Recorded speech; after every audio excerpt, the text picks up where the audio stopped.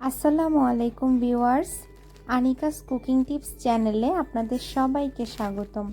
আজকেও নতুন একটি রেসিপি নিয়ে চলে এসেছি। সেটি হচ্ছে বেগুন আর টমেটো দিয়ে তেলাপিয়া মাছের ঝোল।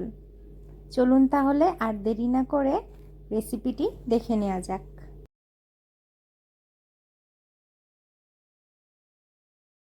আজকের রান্নাটার জন্য আমি প্রথমে বেগুনগুলোকে কেটে ধুয়ে পানিতে ভিজিয়ে রেখেছি।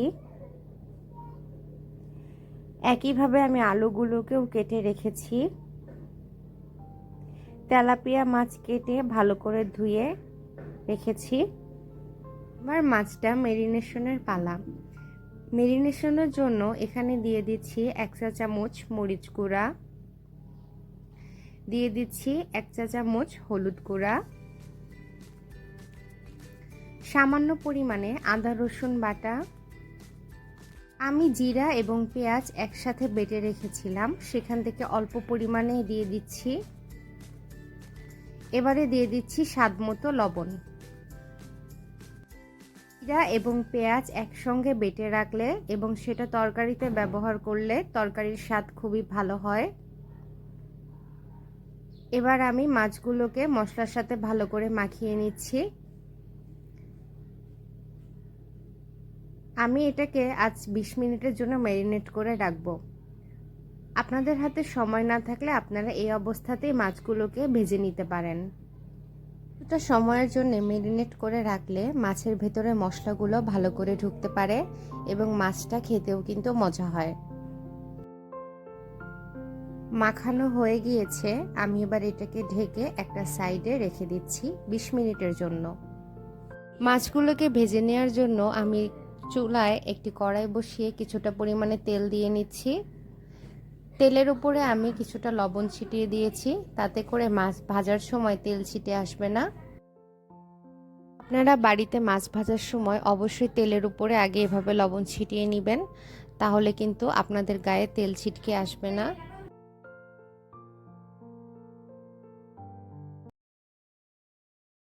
মাছগুলোকে আমি গরম তেলে 5 মিনিটের মতো ভেজে নিব।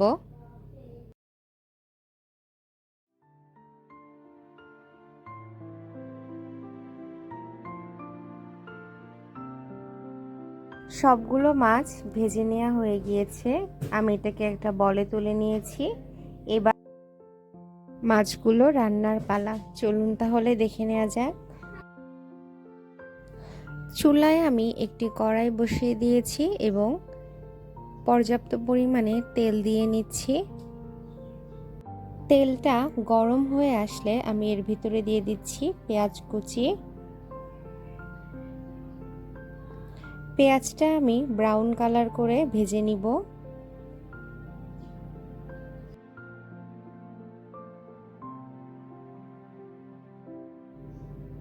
পেঁয়াজটা আস্তে আস্তে বাদামি কালার হয়ে এসেছে। আমি এবারে এর মধ্যে 2 চা চামচ পরিমাণে জিরা এবং পেঁয়াজ বাটা দিয়ে দিচ্ছি।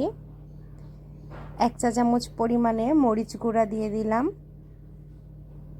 এবারে দিয়ে দিচ্ছি 1 চা চামচ পরিমাণে হলুদ গুঁড়া। সবকিছু আমি খুব ভালো করে নেড়েচেড়ে মিশিয়ে নিচ্ছি।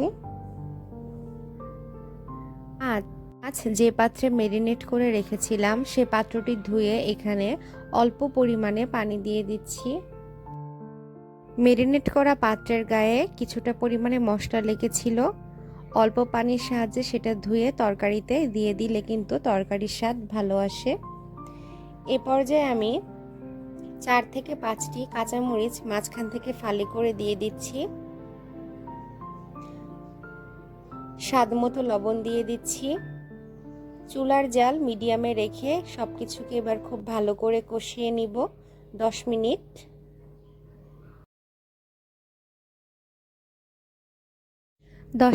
কষিয়ে নেওয়ার পর আমি এবার এর মধ্যে কেটে রাখা বেগুন এবং আলুগুলো দিয়ে দিচ্ছি।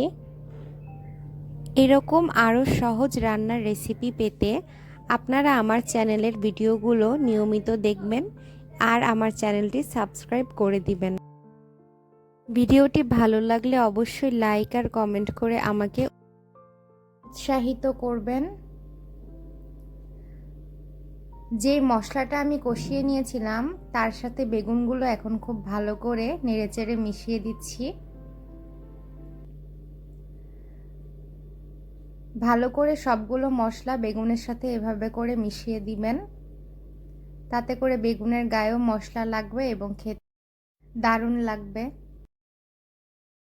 চুলার আঁচ মিডিয়ামে রেখে আমি এখন বেগুনগুলোর সাথে মশলা নেড়েচেড়ে নিচ্ছি। সব কিছু ভালো করে মিশিয়ে নেওয়ার পর ঢাকনা দিয়ে ঢেকে রাখবো 10 মিনিটের জন্য। চুলার আঁচ কিন্তু মিডিয়ামেই থাকবে।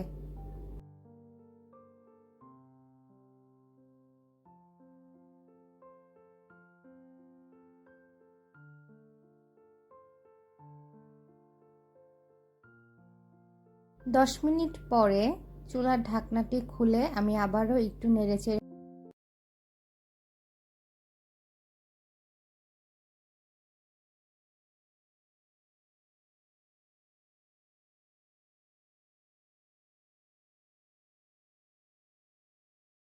আপনারা যেটুকু পরিমাণে ঝোল রাখতে চান সেই পরিমাণে এখানে পানি অ্যাড করবেন। আমি এতটুকু ঝোলই রাখছি আর পানি দিচ্ছি না। এবারে ঢাকনা দিয়ে ঢেকে রাখছি 10 মিনিটের জন্য। চুলার জালটা মিডিয়াম থেকে একটু বাড়িয়ে দিয়েছি। এলাম 10 মিনিট পরে। এই 10 মিনিটের মধ্যে আমি 2 বার ঢাকনা খুলে নাড়িয়ে দিয়েছিলাম। আমি আবারও একটু নেড়ে দিচ্ছি। এবার আমি ভেজে রাখা মাছগুলো এক এক করে এর মধ্যে দিয়ে দিব।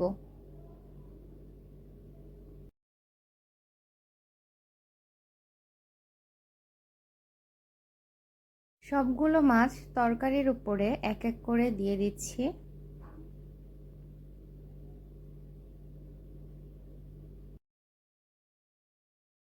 দিয়ে দিচ্ছি টমেটো কুচি, ধনিয়া পাতা কুচি।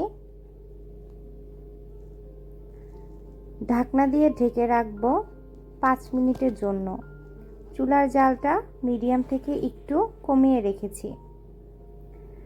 চলে এলাম 5 মিনিট পরে। দেখুন তরকারিটা কিন্তু প্রায় হয়ে এসেছে, বেগুন সব সিদ্ধ হয়ে গেছে। ঢাকনা খুলে রেখে আরও 3-4 মিনিট মিডিয়াম আঁচে জাল করে নিয়ে তারপরে তরকারিটাকে নামিয়ে নিচ্ছি। এখানে আমি টমেটো ব্যবহার করেছি। টমেটো দিলে কিন্তু তরকারির স্বাদ অনেকটাই বেড়ে যায়। আপনারাও এখানে টমেটোটা দেওয়ার চেষ্টা করবেন। টমেটোটা স্কিপ না করলেই ভালো, এতে করে তরকারির স্বাদ বহুগুণে বেড়ে যাবে। তরকারিটা হয়ে গিয়েছে, আমি এখন এটাকে একটা বাটিতে ঢেলে নিচ্ছি।